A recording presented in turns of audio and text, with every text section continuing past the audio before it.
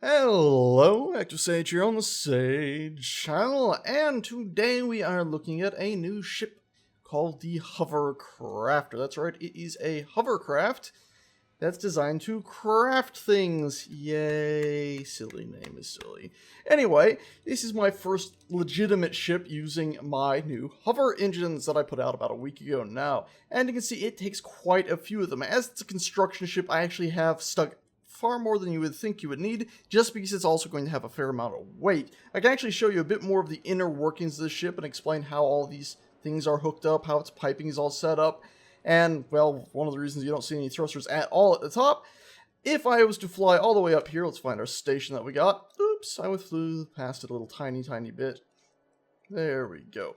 And we actually have quite a few up here. And you'll actually be able to see, I can go through the history of this craft as it evolved. Because when I first built it, this is what it looked like. Almost like a giant floating brain. Except for instead of having the eyeballs here, the cockpit was positioned right down here at the front.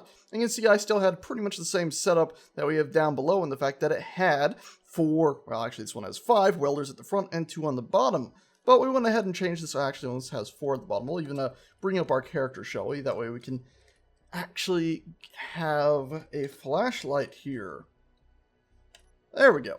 And so you can see this one had pretty much the same setup. This design got abandoned before it was really finished. That's why it doesn't even have power. You can see it had tons and tons though of hover engines set up just to keep it aloft. And you can see it had 2 levels. Actually, it does have reactors. It just doesn't have any uranium in them.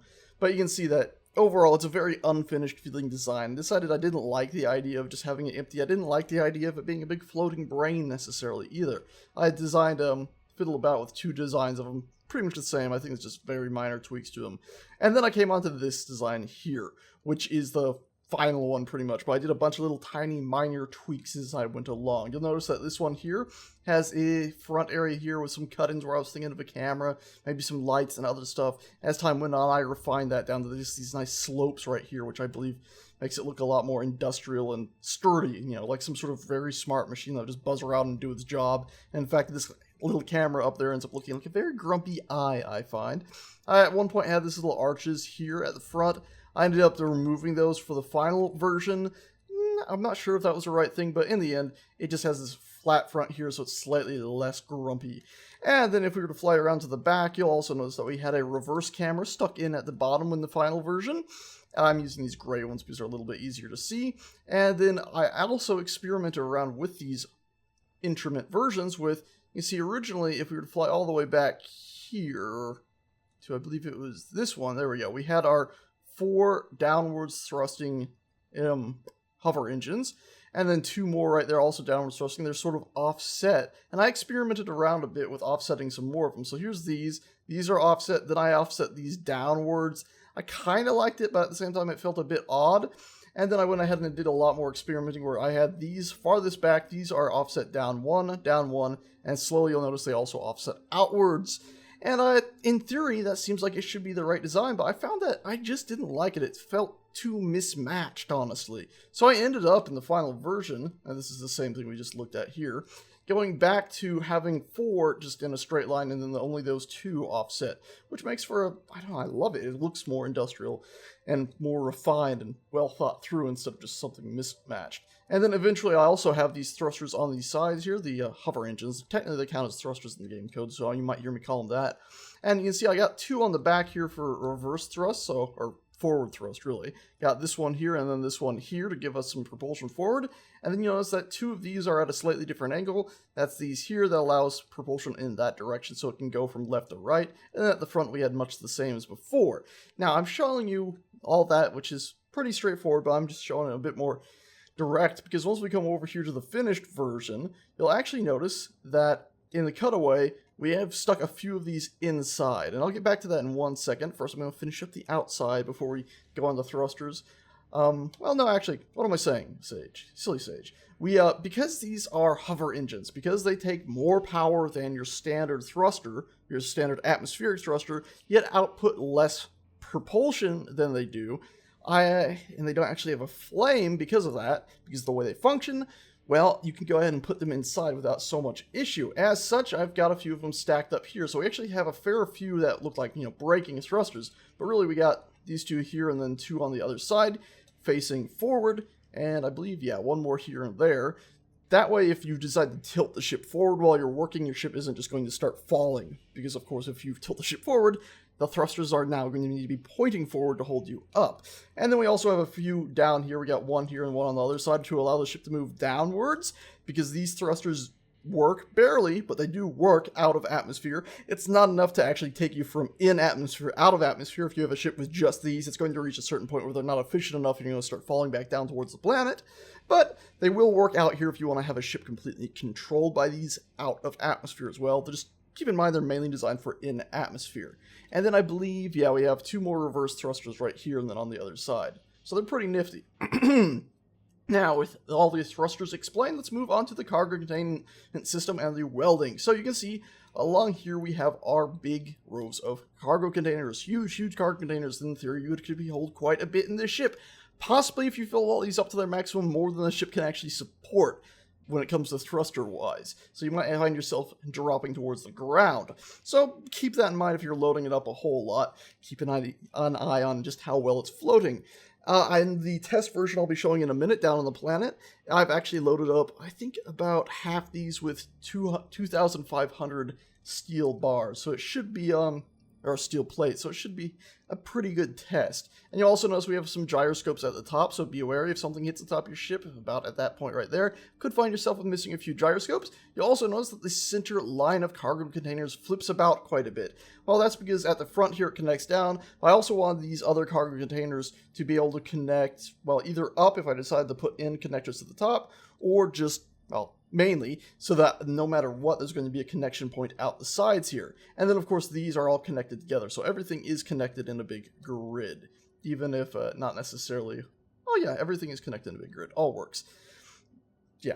And moving on from there, you come down and we'll see why... Originally, I mentioned them flipping, flopping. It's because I was originally sort of unsure of which ways I wanted the pipes to come out of things. I ended up going with the pipe coming out of the top right there. A little hard to see through all the thrusters, but there you go. You see a big pipe coming out there. That actually leads into a 4-way large pipe connector. Really hate the fact that there are not 6-way large pipe connectors. It's one of the reasons this is such a big, massive thing here, is I had to do so much, well, fiddling about to get it all to work. So this comes out, and this goes in each direction, forward, backwards, top, bottom, which then leads into this one. But hold on, we have these large piping pieces right here. Those don't connect to anything. Well, that's because we had to use another 4-way connector there to pipe into these, and then this one pipes around right, left, front, back, which allowed it to go into this, and then back into this, and then this piece was able to take it down to here. We could have really just used a L joint right here, but we have the big piece just in case we need to add more to it, and that leads into that. And of course, the other piping is mirrored. The piping that we have right here on this top level, where it comes from the main pipe and then heads out into this, is mirrored down here at the bottom, where it comes down to there, comes out into this, and we have actually a pipe going up into our cockpit. That way, if we need to move supplies in there, so you want to build while being in the cockpit, you can pull supplies in. And then, of course, also we have the L joint here, which leads out to our welding tool at the front. Yay, hey. And then another connection point at the bottom. That way, just in case you don't want to dock your ship up to resupply, you can of course be walking on the ground and grab this. Now the cockpit is a bit high up, since I think we've explained the majority of things here. The design overall, the thrusters really, I keep calling them thrusters, the hover engines themselves dictated a lot of the design and how it went, and then of course just covering up that big mountain of piping also dictated quite a bit, as well as the fact that we had a few reactors to stick in here and a few more gyroscopes that we stuck up. And by the way, these reactors, if in case you're wondering how they connect in, right there, they connect into a small port on that center cargo container, the one that's flipped over. So again, it paid off to have those flipping, flopping. So anyway, with that out of the way, we'll actually explain how you would get into that cockpit, and we'll actually use our spectator mode, turn on our UI, that way we can see, and fly all the way back down here. Oh god, not through the planet. I should also point out there was a remote control block, and that is actually how we're going to get into the cockpit. So if we were to fly in here, hopefully it won't be pitch black. We'll have a second of vision. There we go. What? Oh, there it is.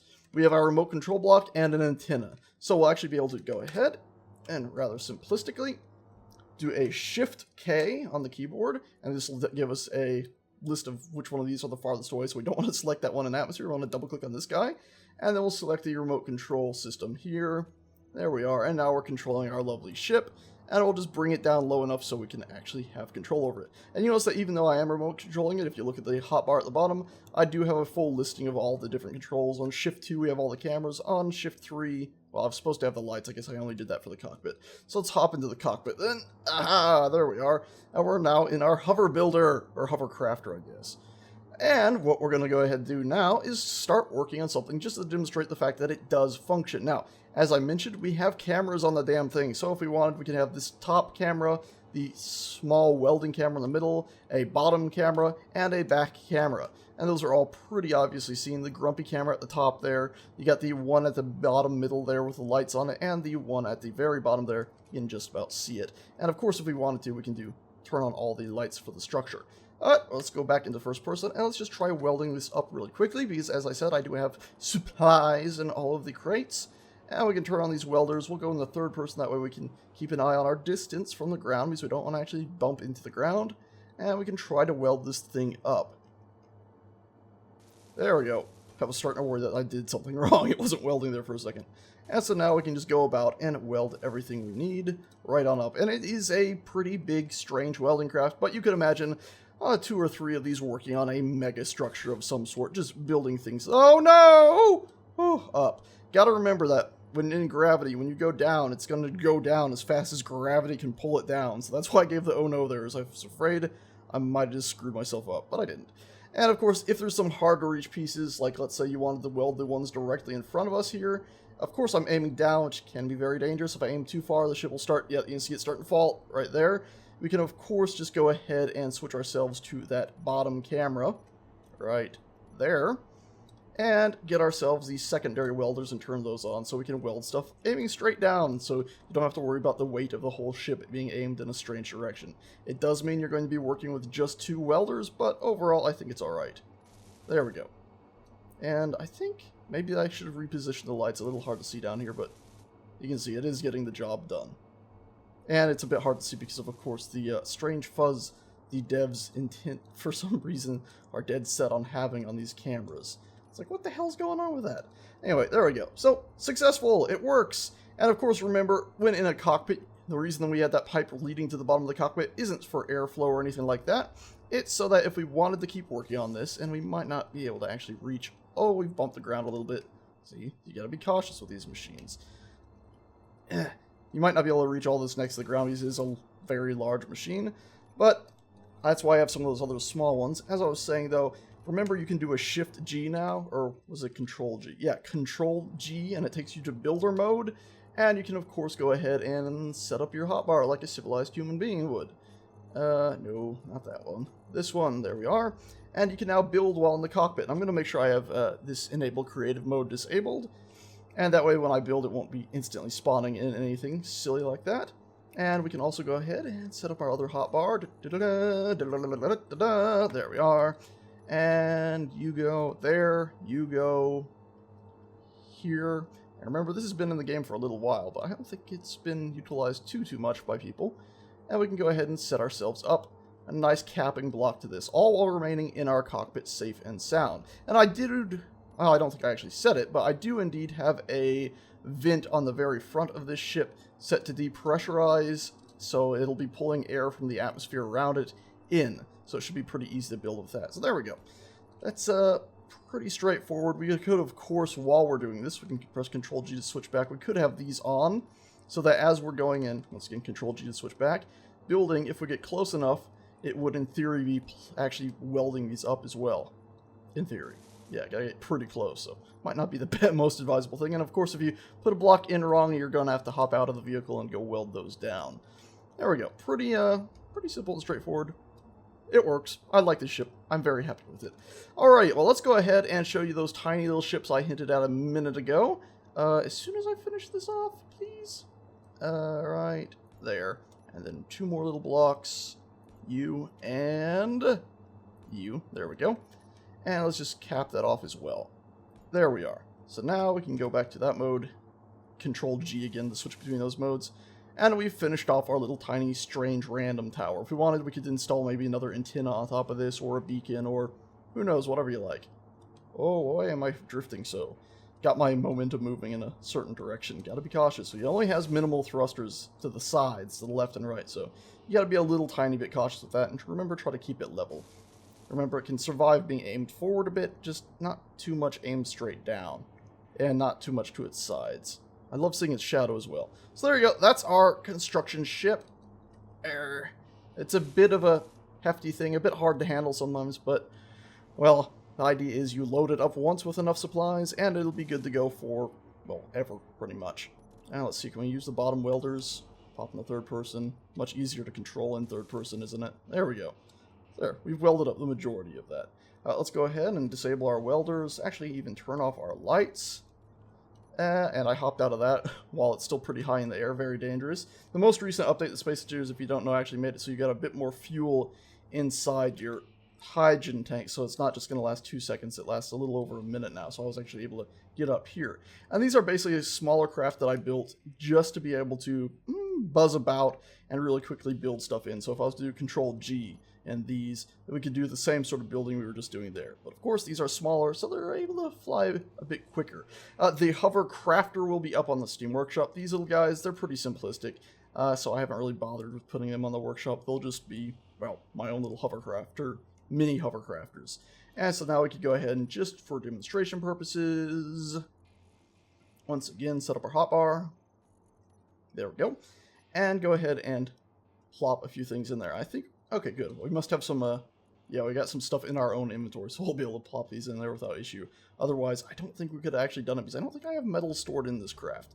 But this craft, its main purpose was just to be able to get to those small areas the large one couldn't get to, and also so you could very quickly build the basic mesh on stuff like this. So you can see it's going much, much quicker.